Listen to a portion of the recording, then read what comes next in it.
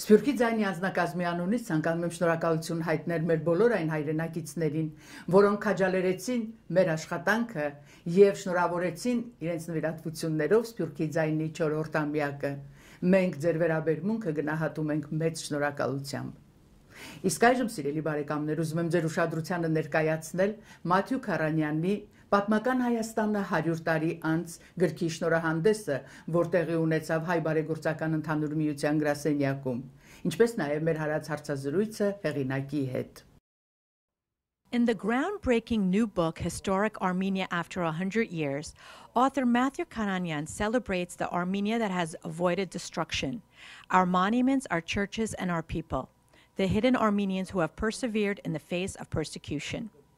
On the occasion of the upcoming release of the book at the AGBU headquarters in New York City, took place a lecture by the author Matthew Karanian, a second-generation Armenian American who has journeyed throughout the lands of Armenia since 1995.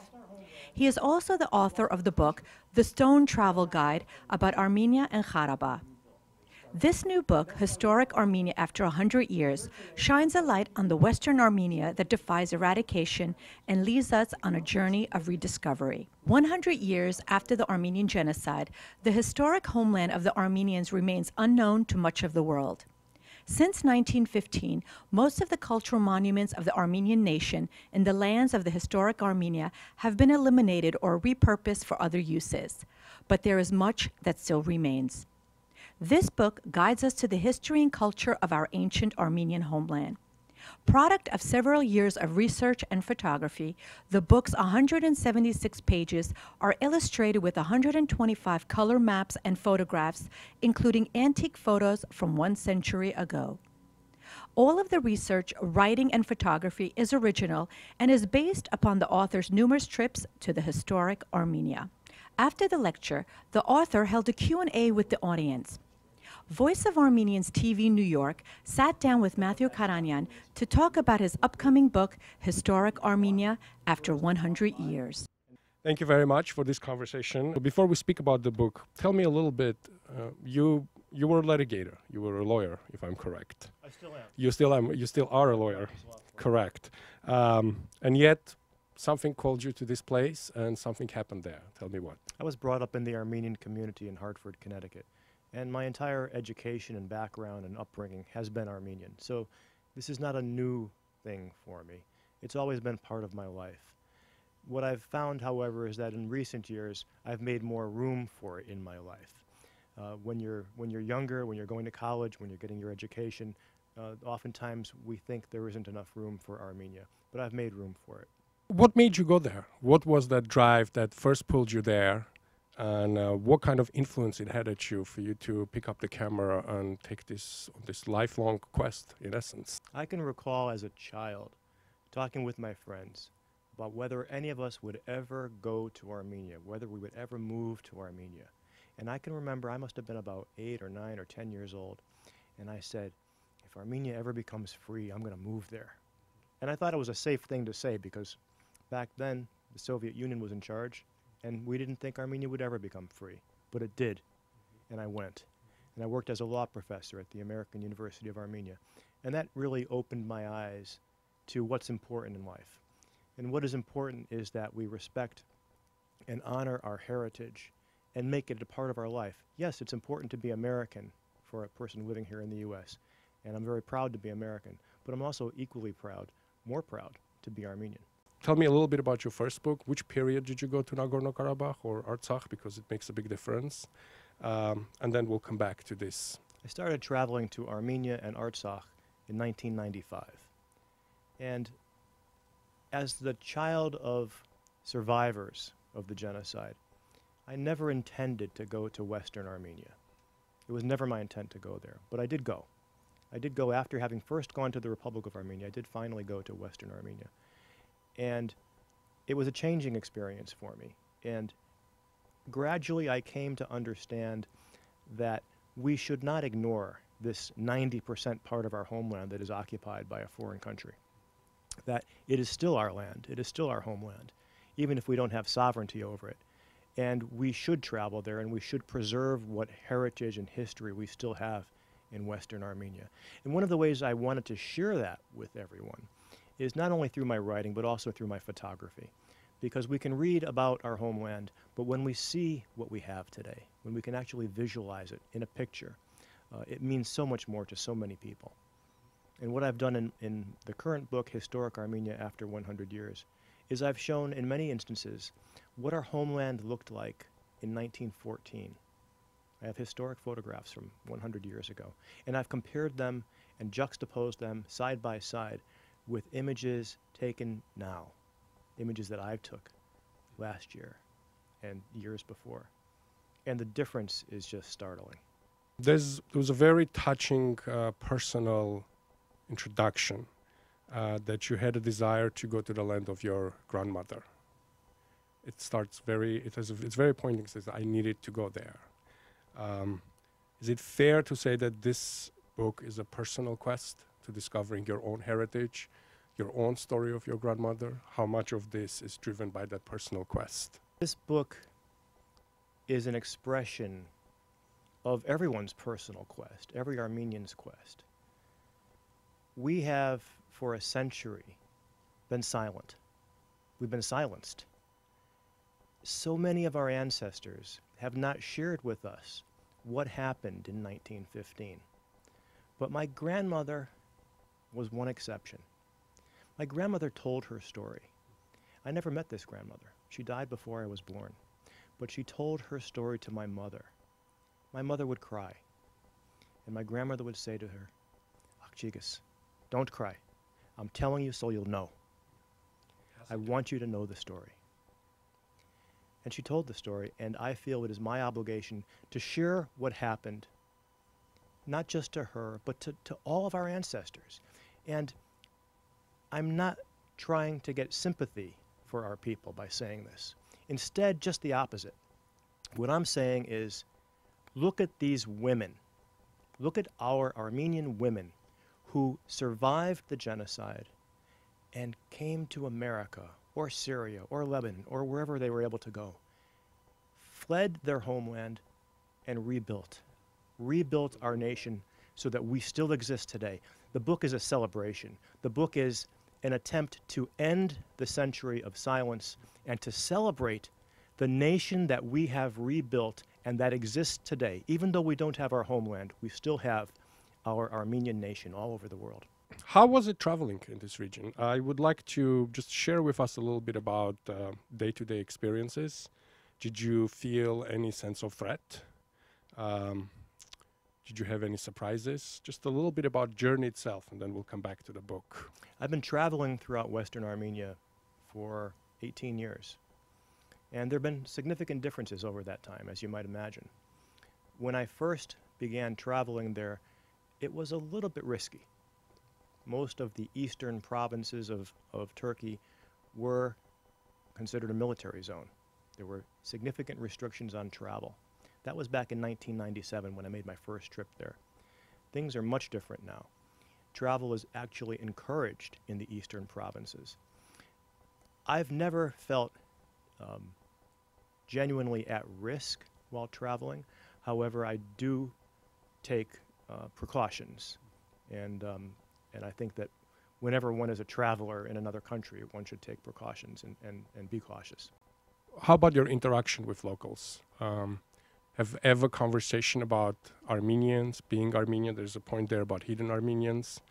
Have you ever met people that you felt that perhaps there are Armenians? Just give us some samples of just a little bit of a few anecdotes. Well, yes, I have met many people who, although they didn't say that they were Armenian, after talking with them for several minutes, they would tell me that they had a grandparent, usually a grandmother, who was Armenian. They wouldn't self-identify as Armenian, but they would say, I had a grandmother who was an Armenian orphan. And so that makes them part Armenian. I also met the so-called hidden Armenians, people who know that they are Armenian and acknowledge that they are 100% Armenian, but who live discreetly so as to avoid persecution. These people are all over. You only need to ask and look to find them, because they're not that hidden. They're still there. Tell me a little bit about the book. the structure of it, the regions of it. How did this particular project came about? Just as I found myself drawn to this part of the world because it's my homeland, and as I understood how difficult it is to travel there, to understand how to get there, to understand what to see, I realized that so many more of my countrymen could appreciate what I appreciated if I could present historic Armenia in a format that would be accessible, a format that would not be intimidating. And so I've structured this book for the average person to be able to pick up and say, okay, I'm from Van, I'm from Kharpert, I'm from Sepastya. What is there that I should see? How can I get there? A lot of the monuments in that region, Armenian monuments, have been neglected, have been turned into animal sanctuaries. Have you been witness of this sort of neglect? So many places that I visited were nothing more than rubble, a few stones, or an empty field. And oftentimes, after having traveled several hours to get to an empty field that used to be, for example, Narekavank on the southern shore of Van, I felt that I could not recommend that site to a traveler because you'll travel half a day and see nothing.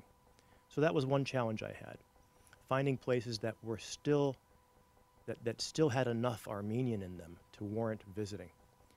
But you raise a point about the historic sites of ours being used as, for example, barns. Varagavank is a good example. When I first traveled to Varagavank, just outside of the town of Van back in 1997, it was being used as a stable, it was being used as a quarry, and it was being used as a barn. In fact, I didn't recognize it the first time I traveled there. But I went again last year, and last year the site has been cleaned up. It hasn't been restored, but there's an altar, and there are candles, and there are crosses. And when you enter the building now, it is clearly a church and not a barn. This was very reassuring for me to see that there was some progress being made, at least at this one particular site. Some people that might say, I don't want to travel because I don't want to contribute to the economy of a hostile nation. Others, people I personally know, would say, I'm unable to comprehend that. I'm unable emotionally to digest that in a way it feels like I am contributing to our defeat. But in your last point, you said that, as you went, you saw a big improvements, right? The barn has turned into at least a clean space. So perhaps if people begin going there, if there's more attention, then there will be more accountability. Just balance these 2 points for me. I am one of those people who was staunchly against traveling to Western Armenia. Until I finally went there in 1997, I affirmatively believed I would never travel to that part of the world. All 4 of my grandparents are from Western Armenia. I know what happened in Western Armenia. Western Armenia is not a tourist destination. It's a graveyard in many ways. It's a graveyard for our ancestors, for tens of thousands, for 1.5 million of our ancestors throughout the entire region. And I don't advocate traveling there for the sake of tourism or travel. What I do advocate is learning about one's heritage and celebrating one's heritage. At the end of Creative in Denver, every artist changes, something changes. How did this book change you? When you're forced to leave your homeland, it can be very, very painful to think about it, to think about what you've lost, to attempt to return. What I have come to appreciate is that if we stay away, now I understand why we Armenians have not gone there for the past 100 years. But I've come to appreciate that if we stay away, we are going to lose everything. We've already lost so much, but there's still some of our homeland there. We'll have nothing. We've already lost so much, and I've documented what has been lost in the past 50 years, in the past 10 years, how much further destruction there has been. And so to follow up on a point that you made earlier, I think that if we Armenians do travel to our homeland, it may have the impact of deterring further destruction for a couple of reasons. First of all, for the rather crass reason, they want to have Armenians come and visit, and they'll make money from us. That, for example, Akhtamar has been cited as for its tourist revenue potential. But the other reason is that if we ignore our homeland, then there's absolutely no deterrent whatsoever to the current custodians destroying it. If we keep going back, that's a deterrent. I was here last year. Let's see what the church looks like next year. As an accountability. I mean, imagine, for example, if you own a home in New York, and you don't visit it for 20 years. Will it still be in good condition when you come back 20 years later? But if you're going there regularly, then perhaps the neighbors won't throw rocks at the windows. Historic Armenia after 100 years in Kars, Ani, and the 6 provinces of Western Armenia. Thank you so much. This was a fascinating conversation. My pleasure.